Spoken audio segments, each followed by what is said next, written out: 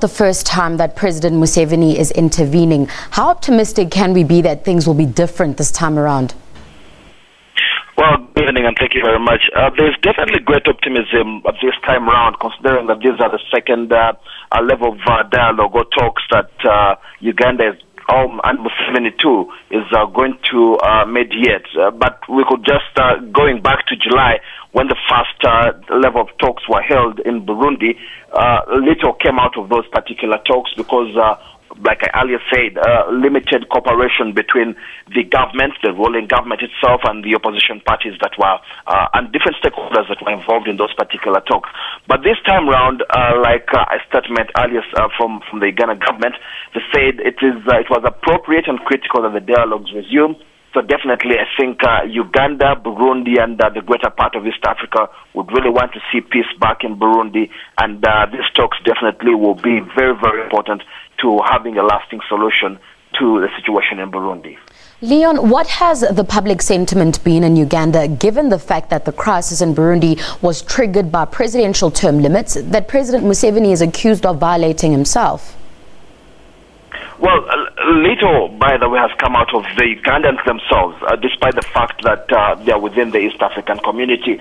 But for those that are living within Uganda, the Burundians that are living within Uganda, some of whom who include the group I spoke to, the Movement for Women and Girls for Peace and Security in Burundi, they call themselves the Burundi Kazi, and they were in Uganda seeking much of the momentum to have peace brought back to Burundi. They say they are indeed desperate. They want things to change. They want a new life to start in Burundi. Definitely, they want to see the several number of youth, the several number of women that are being affected by this war getting back into their life. So definitely, there is a great deal of optimism from the Burundians, and they are definitely looking forward to having these talks coming out with something very credible for Burundi to get back to peace.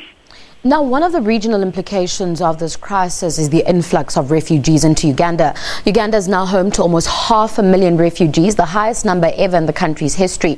This makes Uganda the third largest refugee hosting country in Africa after Ethiopia and Kenya as well. How is this being managed, Leon? Well, Uganda has friendly policies on the refugees, and just like you have said, over 500,000 refugees are already hosted in Uganda here.